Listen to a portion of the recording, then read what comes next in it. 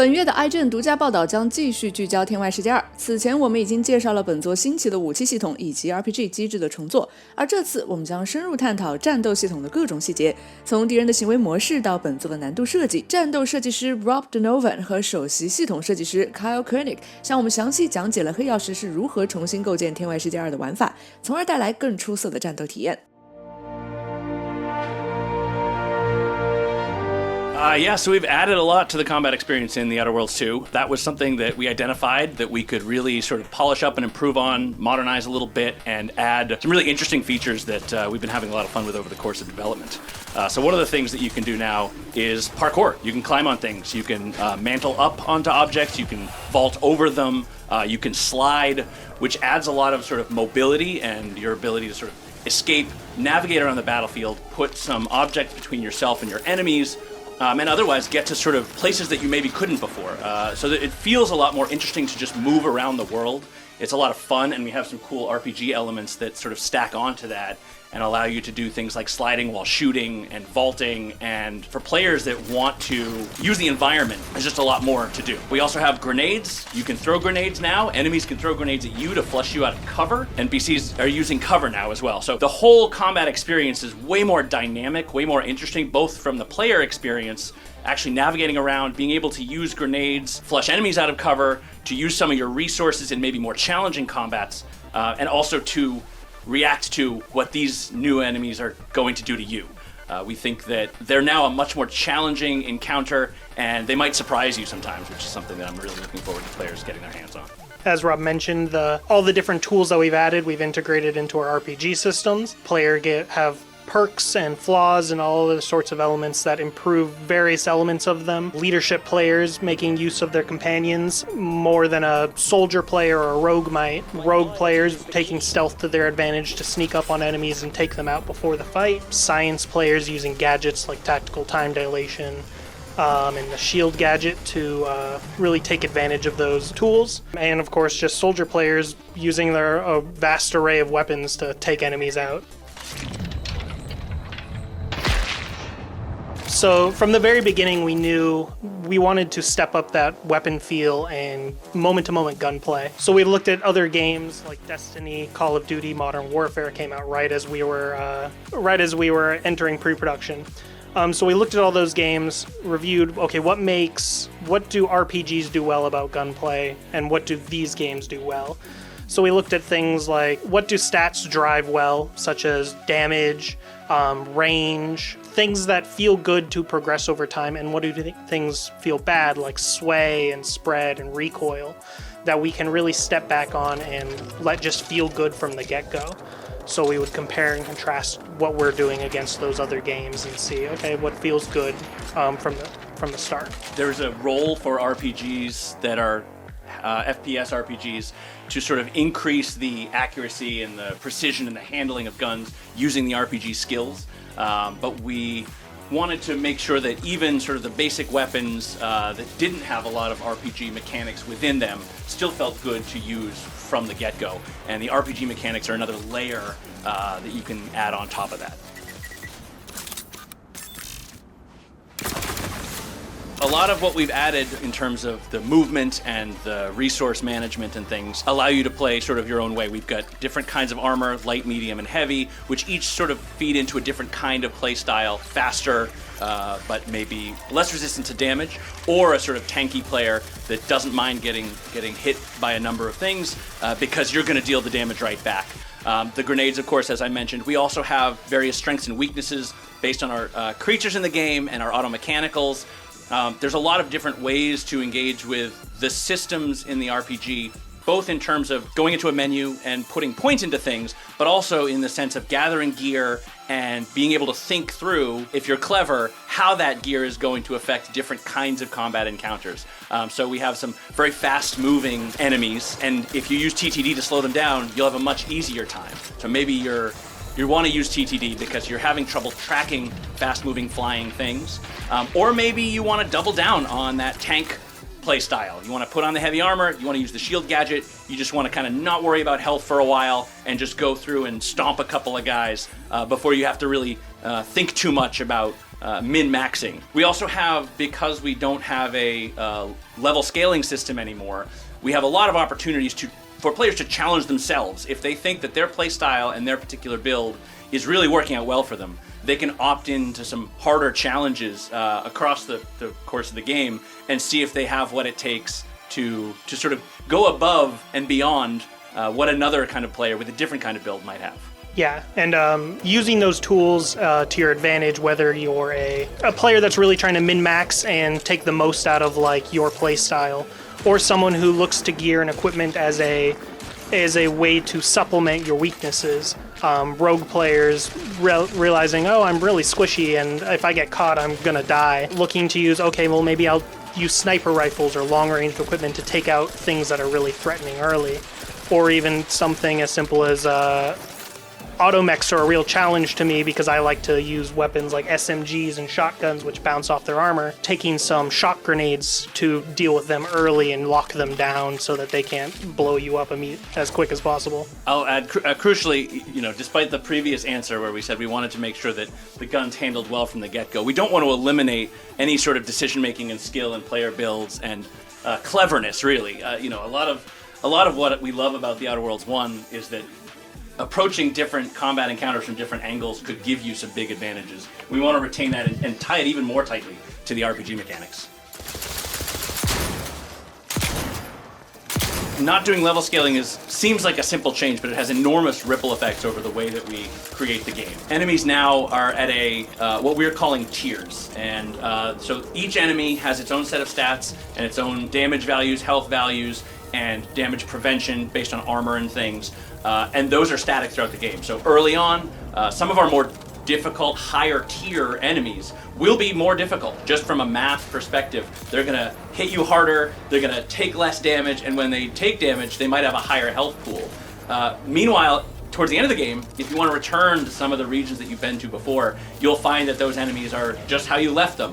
And hopefully by this point you have leveled it up, got enough gear, got enough cool armor and gadgets and skills and perks and maybe flaws to be able to come back and really romp on those enemies that maybe were giving you difficulty before. We think that's a really enjoyable experience, and it prevents, from my perspective, from the combat side, having a lot of the game feel samey. With level scaling, there's a real risk that something that is slightly hard is always slightly hard, and something that is slightly easy is always slightly easy because it's traveling with you. And by the end of the game, it might feel like, well, this is more or less the same encounter that I've had from the beginning. We took a lot of time on The Outer Worlds 1 to try and disrupt that, but I think this approach, with no level scaling and tier bands, let's call them, of NPC combatants, will do an even better job at making those encounters feel different and feeling you grow more powerful over the course of the game. Yeah, looking back at some of our older games like New Vegas, something we really wanted to hit on again was that feeling of leaving Goodsprings, heading north to Deathclaws and Cazadors, and just getting bullied. And the player experience of, okay, well, I'll go explore something else now and come back and then bully them back as you've gained levels and experience, gotten better gear. And really hitting that. We also just have different difficulty modes. We have story mode returning, which is for players who are just looking to experience the story and combat's not the focus for them, all the way up to hard and very hard for players that really want to push their skill as both an FPS player and big RPG nerd like myself, where how can I break the game and how can the game push back against that? Yeah, we were talking about this. This is one of my particular hobby horses that's always on my mind. And the way to solve that is not through some silver bullet that's just going to make players play the way that I demand that they play. It's a lot of sequential steps and a lot of sort of noodling on the margins to make sure that in this game we want our NPC combatants to behave as if they care about their own survival. So humans can take cover now, and they will, and especially if you are shooting them at long range and they're not maybe sure exactly where you are, they will take cover and they'll maybe hide there. Creatures will sometimes try to block line of sight to players that are too far for them to reach, especially creatures that maybe only have claws and jaws to attack you. They won't be able to engage with you at extreme ranges, so they'll take a sort of a defensive posture. And it's not to block the players that like to be snipers and to creep around and try to get angles on distant enemies. That will still be a viable playstyle. But my goal for the combat is to make sure that that's not the most viable playstyle. That if you want to walk in and smack guys with two-handed melee weapons, that is a perfectly acceptable option, and you don't feel forced to play with weapons plinking damage at extreme range because it's the only safe way to not get killed. I would like both of those ends of the sort of the spectrum, let's say, to have a great time and engage with all of the combat mechanics that we have without sort of leading any player to think, well, I certainly can't play that way, so I have to play this other way that maybe is less fun or maybe doesn't suit the way that I want to engage with this combat system. Yeah, and we've tackled that in a lot of different ways. Giving NPCs new tools, so giving them things like grenades to flush you out of cover, working with content teams to add flankers and melee enemies that'll just go around the outside and flush you out, giving the NPCs the ability to hide and take cover and slide into cover if they're getting if you're really peppering them.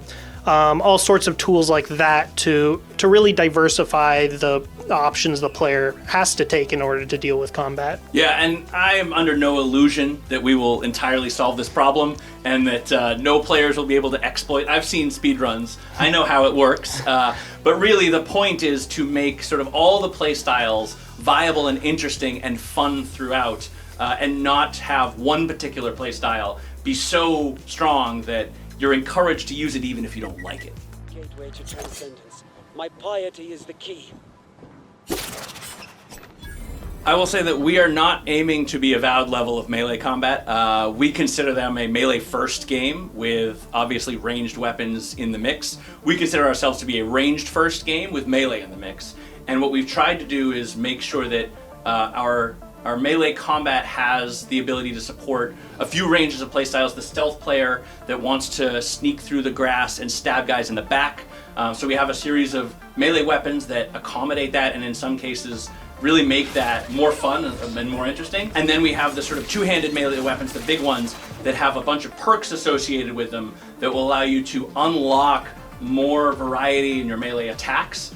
For the people, and we have some of them on the dev team here, that just want to pick up a big stick and smack guys in the face. Yeah. So we're trying to make sure that we support that throughout, even though a lot of what I've certainly been focusing on is the ranged experience. We do definitely have support for the melee players as well. And definitely on the RPG side, we want to make sure that melee is well supported and has plenty of things to do with their build and has some variety. We had obviously had tactical time dilation from Outer Worlds 1, and we were looking how do we evolve the science player going into the Outer Worlds 2, and that's where gadgets came from, which is players now have an energy bar that they can spend using one of 4 different gadgets. Each one has a strong combat purpose, like TTD obviously slowing down bullet time is always a fan favorite in pretty much any shooter. We have a shield gadget which gives you a bunch of bonus health, but it's also useful in exploration, granting you immunity temporarily to hazards such as fire, so the player can pass through those areas and get to new locations. We have the N-ray scanner, which lets you see enemies through walls, which has a major use in combat, being able to carefully plan for enemies that are behind cover, but it also does additional bonuses like granting you critical hit chance on the RPG side. And so the player can swap between these once they've acquired them and use them against different enemies as needed. In that vein, being able to level up your science and get more energy and turn that into more tactical time dilation is sort of giving you a combat bonus even if that's not your primary interest. We wanted to make sure that even with my focus on the combat side of things, that if you put points into other skills, that we're still making sure you're not so dramatically underpowered that you kind of can't play the game the way that you want to. So we're cognizant that the gadgets are one way as well to be able to get through some things that maybe you're a little underleveled for, or maybe you're not quite perfectly spec'd into, but give you the ability to use those perks, skills, and gadgets to get through that combat. Yeah, and I'll say the interesting thing about these first-person shooter RPGs is that they have a very diverse audience. We have players that just like playing shooters and they're good at it and they're good at aiming, and we have players who aren't quite as skilled at that and they just really want a strong RPG experience. And tools like the gadget's tactical time dilation is one of the ways that we're looking to help that group be able to better engage with the combat and aiming, which might be something that's hard for them. 以上就是 Rob 和 Kyle 为你带来的战斗方面的深度讲解。我们也发布了其他采访视频，介绍其他开发者关于缺陷系统的革新，以及更广阔的开放区域设计。更多天外世界2的最新资讯，请持续关注 IGN。